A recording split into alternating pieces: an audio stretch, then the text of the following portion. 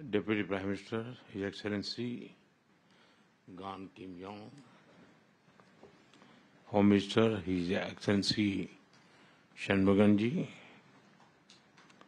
भारत के विदेश मंत्री डॉक्टर जयशंकर जी,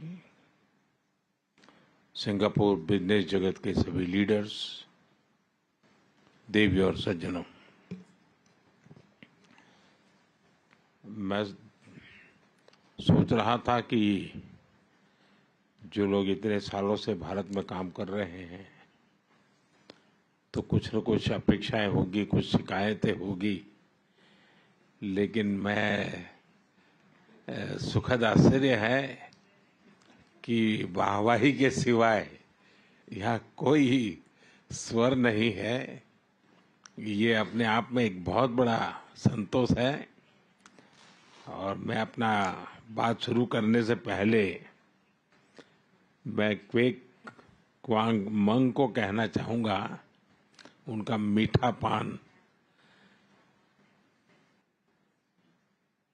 देखिए, हिंदुस्तान में जब भी पान की चर्चा होती है तो बनारस के बिना अधूरी रहती है।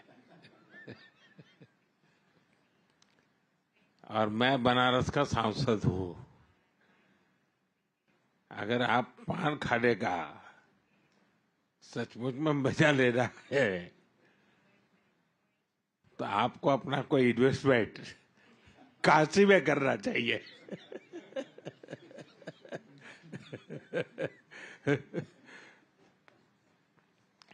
लेकिन मुझे बहुत अच्छा लगा अनेक विषयों पर बात करने का, आप सबको सुनने का मुझे अवसर मिला। मैंने देखा कि एक विषय जो प्रमुख रूप से नजर आ रहा है वो स्किल डेवलपमेंट का आ रहा है। और भारत भी इंडस्ट्री 4.0 को ध्यान में रखते हुए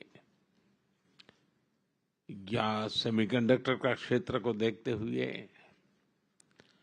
हम स्किल डेवलपमेंट पर बहुत बल दे रहे हैं। भारत की आवश्यकताओं के साथ उसका संबंध एक ग्लोबल जॉब मार्केट के से भी जुड़ा हुआ है।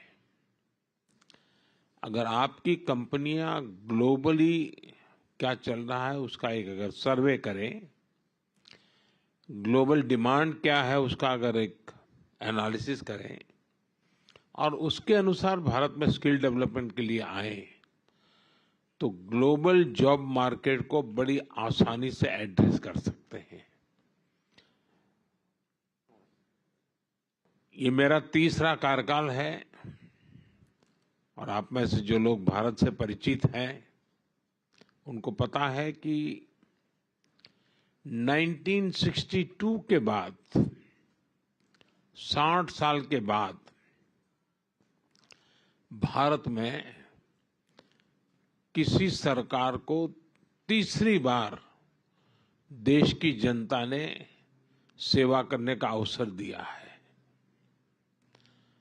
और दुनिया में सबसे ज्यादा लोगों ने वोट कर करके इस सरकार को बनाया है। और उसका मूल कारण है कि 10 साल का इस सरकार के नीतियों पर विश्वास, उसकी नीयत पर विश्वास और देश को जिस दिशा में हम ले जा रहे हैं, देश में जिस ऊंचाई को प्राप्त करने का हम प्रयास कर रहे हैं, वो भारत के सामान्य मानवीय के एस्पिरेशंस के अनुकूल है। और तब जाकर के इतना बड़ा देश आपके साथ चलता है। यहाँ एविएशन सेक्टर के लोग हैं, दुनिया में फास्टेस्ट ग्रोइंग एविएशन सेक्टर कहीं है तो भारत में है। और हम भी चाहते हैं कि बहुत तेजी से एविएशन के लिए जो जरूरी इंफ्रास्ट्रक्चर है, जो एमआरओज की जरूरत है, वो हमारी प्रायोरिटी का भी एक क्षेत्र है। और इसलिए मैं चाहूंगा, अब जैसे सिंगापुर एयरलाइन का कहना है कि हमें जरा कनेक्टिविटी के लिए नए नए डेस्टिनेशन मिले, बहुत स्वाभाविक है। लेकिन मैं ये भी चाहूंगा कि आप इतना छोटा विचार मत रखिए। आप आइए, नए एयरपोर्ट के मैदान इन्वेस्टमेंट की दृष्टि से आइए, डेस्टिनेशन भी ले जाइए, एक विन विन सिचुएशन बनेगी। एयरपोर्ट का निर्माण भी आप करेंगे, डेस्टिनेशन का अपॉर्चुनिटी भी आपको मिलेगा। तो हम एक उस प्रकार से एक पैकेज बना करके चल सकते हैं, क्योंकि भारत में शायद मुझे बहुत ही निकट भविष्य में 100 से ज्यादा एयरपोर्ट बनाने होंगे। यानी अपने आप में एक बहुत बड़ा मिशन है, क्योंकि जिस प्रकार से मेरा यहाँ एविएशन सेक्टर का ग्रोथ है और जिस प्रकार से एस्पिरेशनल सोसाइटी के ये जो मांग है, आज मैं उसको कैटर नहीं कर पा रहा हूँ। हम कम पड़ रहे हैं, हमें बहुत बड़ी आवश्यकता है। उसी प्रकार से आज खुशी की खबर तो है ही है, एयर इंडिया का आपके साथ यहाँ मर्जर होना, ये अपने आप में एक बहुत बड़ा काम हुआ है। लेकिन ये भी हम सोचे कि Bharat with in India domestic air traffic के लिए हम चाहते हैं कि कंपटीशन की स्थिति बने, अधिक कंपनी आए। आज वो स्थिति नहीं है, बहुत पूरा स्काई ओपन पड़ा है जी। और मैं चाहूंगा कि आप में से जो कंपनियां उस दिशा में भी आगे आना चाहती हैं, तो उसके लिए भी अवकाश है।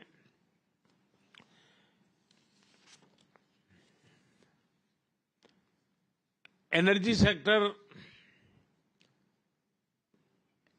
में यहाँ पर काफी चर्चा हुई, ग्रीन हाइड्रोजन की, अमोनिया की। हमने पूरी दुनिया को एक वादा किया है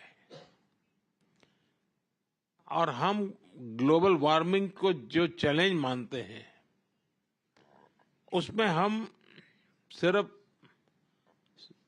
अपनी संवेदना व्यक्त कर करके अटकने वाले नहीं है, हम सॉल्यूशन देने वाले लोग हैं।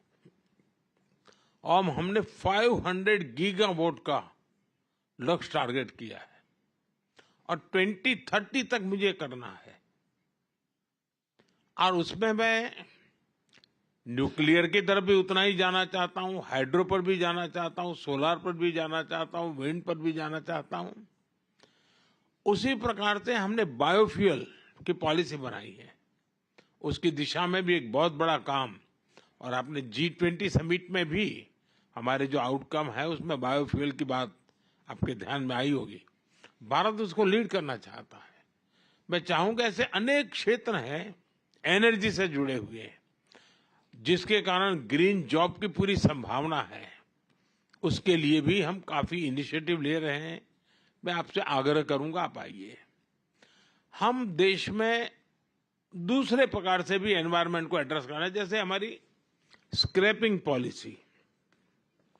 ये इतनी बड़ी अपॉर्चुनिटी है। मैं सरकार के सारे पुराने व्हीकल स्क्रैप करने की दिशा में जा रहा हूं। इतने बड़े देश में सारे पुराने व्हीकल स्क्रैप होना यानी इतना बड़ा काम है। अगर आपकी कंपनियां मान लीजिए इन्वेस्टमेंट करें या खुद इस दिशा में आए, और उसके कारण इलेक्ट्रिक व्हीकल का बहुत बड़ा नया मार्केट बनेगा। जैसे मेरे मन में है कि मैं मेरे देश की मेरी पहली प्रायोरिटी सारे एम्बुलेंसेस, जितने पुराने एम्बुलेंस हैं, उन सारे एम्बुलेंस को स्क्रैप कर देना और उन सबको नए, और वो भी हाइब्रिड इलेक्ट्रिक व्हीकल भी हो और हमारे जो रेगुलर जिस प्रकार का फ्यूल का उपयोग करते हैं, ताकि कभी एम्बुलेंस को रुकने की नौबत ना आ जाए। अब आप कल्पना कर सकते हैं हिंदुस्तान जैसे इतने बड़े देश में कितनी बड़ी आवश्यकता होगी पब्लिक ट्रांसपोर्ट। तो स्क्रैपिंग का एक ऐसा बड़ा क्षेत्र है, अगर आप वहां की कंपनियों को फाइनेंस की मदद कर सकते हैं और थोड़ा शुरू में, क्योंकि एक प्रकार से ग्लोबल गुड के लिए है, ये एनवायरनमेंट की दृष्टि से बहुत बड़ा काम है, तो आपके लिए एक बहुत बड़ा अवसर के रूप में। आप जानते हैं, मैं पहले भी कह चुका हूं, रिफॉर्म के क्षेत्र में मेरी सरकार बहुत प्रतिबद्ध है और हम रिफॉर्म हमारे देश की आवश्यकता, हमारे देश के भविष्य को ध्यान में रख कर करें, लेकिन हम ग्लोबल स्टैंडर्ड को मीट करने वाले रिफॉर्म्स भी कर रहे हैं। और रिफॉर्म, परफॉर्म, ट्रांसफॉर्म करके संकल्प को लेकर के हम चल रहे हैं। और जैसा गौतम जी ने उल्लेख भी किया मेरे लास्ट भाषण का, मैं तो कहूंगा हम रिफॉर्म करेंगे, आप परफॉर्म कीजिए। अवसर ही अवसर है और इसलिए मैं आप सबको, और आप जानते हैं जहां तक पॉपुलेशन के हिसाब से दुनिया में हमारा जितना है हिस्सा, पहली बार हम उस स्थिति पर पहुंचे हैं कि हमारे पॉपुलेशन का जितना परसेंटेज है उतना ही परसेंटेज, उससे +1 हम ग्लोबल गुड में कंट्रीब्यूट कर रहे हैं। यानी एक वैश्विक जिम्मेवारियों को संतुलित रूप से यानी निभाना, ये बहुत कम लोग कर सकते हैं जो आज इतना बड़ा भारत देश कर रहा है। तो मैं मानता हूं कि इसको आप आगे जाकर के अपने फायदे में भी कैसे बदल सकते हैं। आप देखते हैं फिनटेक ने दुनिया में, भारत के पास टैलेंट भी है, उसका लाभ तो मिलेगा, लेकिन भारत के लोग टेक्नोलॉजी के एडॉप्ट करने में कितने तेज हैं। आज फिनटेक की दुनिया में हमारा यूपीआई, फाइनेंशियल डिजिटल ट्रांजैक्शन, दुनिया में जितना रियल टाइम ट्रांजैक्शन होता है उसका 50% अकेले इंडिया में होता है। इसका मतलब ये ऐसा क्षेत्र है कि जिसमें, इसका मतलब ये हुआ कि फिनटेक की दुनिया में अगर ग्लोबल लीडर बनना है तो भारत को केंद्र बिंदु बना करके बड़ी आसानी से आप फिनटेक की दुनिया में आप आगे आ सकते हैं। स्टार्टअप के अंदर हमने काफी रिफॉर्म की है। इस बजट में भी हमने स्टार्टअप को काफी रिलैक्सेशन दिए हैं। भारत में Tier 2, Tier 3 सिटी में भी बहुत तेजी से स्टार्टअप ग्रो कर रहे हैं। 10 साल के भीतर भीतर हम करीब 10 साल पहले 100 स्टार्टअप थे, आज करीब 100,000 से भी ज्यादा स्टार्टअप है। बहुत बड़ी मात्रा में ग्लोबली लोग इन्वेस्ट कर रहे हैं और सक्सेसफुल स्टोरी है कि बहुत बड़ी मात्रा में उसमें से यूनिकॉर्न्स बन रहे हैं। मैं चाहूंगा कि आपके यहाँ जो फाइनेंस के वर्ल्ड से जुड़े हुए लोग हैं, भारत के स्टार्टअप की दुनिया को अगर तराशेंगे तो उनके सामने बहुत बड़ी संभावना है। हम बहुत एग्रेसिवली सेमीकंडक्टर के क्षेत्र में जा रहे हैं। अब तक करीब 5 कंपनियां ऑलरेडी अपना काम शुरू कर चुकी हैं, आगे भी औरों की संभावनाएं हैं और हम पूरी इकोसिस्टम को लाने वाले हैं। हम कोई एक छोटा सा टुकड़ा, एक आध हिस्सा करके अटकने वाले नहीं है। भारत के पास टैलेंट है। आज दुनिया में जितने भी चिप्स हैं, अगर उसका राइटिंग का काम है तो सॉफ्टवेयर का काम है, वो सब हिंदुस्तान में हो रहा है। सब बड़ी कंपनियों के रिसर्च यूनिट वहीं पर है।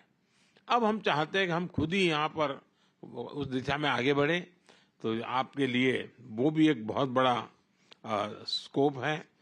भारत में एक स्टेबिलिटी है, पॉलिटिकल स्टेबिलिटी है, लेकिन हम हमारी नीतियों में प्रिडिक्टेबल नीतियां लेकर के चल रहे हैं, लेकिन प्रोग्रेसिव पॉलिसी लेकर के भी चल रहे हैं।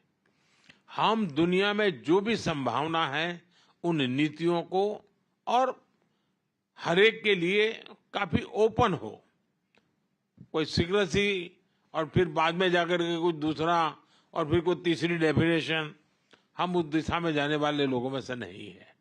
एंड एक ट्रांसपेरेंसी के साथ, पूरे कमिटमेंट के साथ आज हम दुनिया के सब लोगों को अपनी बात बता रहे हैं। आज मैं सिंगापुर में इतने बड़े महत्वपूर्ण फोरम में बैठा हूं तो मैं आपको विश्वास दिलाना चाहता हूं कि भारत तो प्रगति कर रहा है, लेकिन भारत में जो सरकार है वो सरकार पिछले 10 साल में जो काम किया है उससे 3 गुना काम इस 5 साल में करने के मिजाज से काम कर रही है। वो विश्वास लेकर के हम कर रहे हैं। अभी मेरी सरकार को 100 दिन नहीं हुए हैं, लेकिन 100 डेज के अंदर सिर्फ हमारे जो नीति निर्णय हुए हैं, शायद दुनिया के किसी देश में 5 साल में जो निर्णय नहीं हो सकते होंगे, वो मेरे 100 डेज में हुए हैं। यानी ये हमारी स्पीड है। स्केल भी आप कल्पना कर सकते हैं। सिर्फ हमने गरीबों के लिए घर बनाए, 4 करोड़ घर।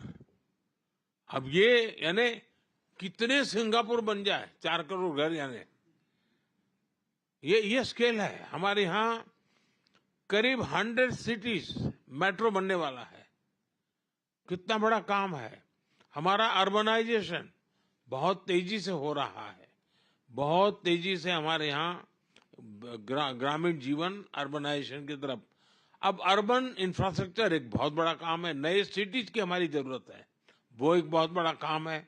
यानी मैं कहता हूं कि स्काई इज द लिमिट वाली व्याख्या भी भारत के लिए छोटी पड़ती है, क्योंकि हम तो स्पेस में भी उतना ही काम कर रहे हैं। स्पेस में आज दुनिया में हमने जिस प्रकार से काम किया है और स्पेस को हमने ओपन अप कर दिया है। मेरे यहाँ पॉलिसी में अब स्पेस को हमने सरकारी एक इकाई के रूप में नहीं रखा है, इसको हमने ओपन अप किया है। आज सिर्फ स्पेस में मेरे यहाँ 200 से ज्यादा स्टार्टअप्स हैं और 22-25 साल के बच्चे खुद अपने सैटेलाइट लॉन्च कर रहे हैं। यानी आप कल्पना कर सकते हैं कि कितना तेजी से विकास हो रहा है। और इस विकास की यात्रा में मैं आप सबको भागीदार बनने के लिए निमंत्रण देता हूं। मुझे बहुत अच्छा लगा, आप सबने समय निकाला। आप में से बहुत से साथी हैं जिनको कभी न कभी मुझे मिलने का अवसर मिला है। कुछ लोगों से सामूहिक मिला हूं, कुछ लोगों से व्यक्तिगत मिला हूं। जब मैं सिंगापुर में आप सबसे मिलता हूं तो मुझे ऐसा लगता नहीं है कि मैं किसी नए लोगों को मिल रहा हूं या नई बात सुन रहा हूं। इतना हमारे बीच में, और शायद किसी एक सरकार के साथ इतना निकट ओपन नाता बन जाए, ऐसा बहुत रेयर होता है। जो आज मैं देखता हूं कि सिंगापुर के बिजनेस वर्ल्ड का भारत की सरकार के साथ है। ये मेरे लिए सबसे बड़े संतोष की बात है कि आप सबको लग रहा है कि हाँ यार, ये सरकार हमारी है, ये सरकार हमारा सुनती है, ये सरकार में हम खुलकर कुछ कह भी सकते हैं। ये नाता जो है वो हमारी सबसे बड़ी पूंजी है। और इसलिए मैं आप सबसे आग्रह करूंगा कि अवसर है, अवसर को जाने मत दीजिए। और जितने भी नए क्षेत्रों में आप आना चाहते हैं, मैं तैयार हूं। कुछ क्षेत्र ऐसे होंगे कि जिसमें शायद हमारे पास नीति नहीं होगी, आप लेकर के आइए, मैं नई नीति बनाने के लिए तैयार हूं। लेकिन भारत संभावनाओं का क्षेत्र है। इन संभावनाओं के क्षेत्र को आप अपने नसीब के लिए उपयोग कीजिए और आपके लिए फिर कभी कोई रुकावट नहीं होगी, ये मैं आपको विश्वास दिलाता हूं। मैं फिर एक बार आप दोनों महाशय यहाँ इस समय निकाल करके आए, मैं आपका भी बहुत बहुत आभार व्यक्त करता हूं। आप सबका बहुत बहुत धन्यवाद।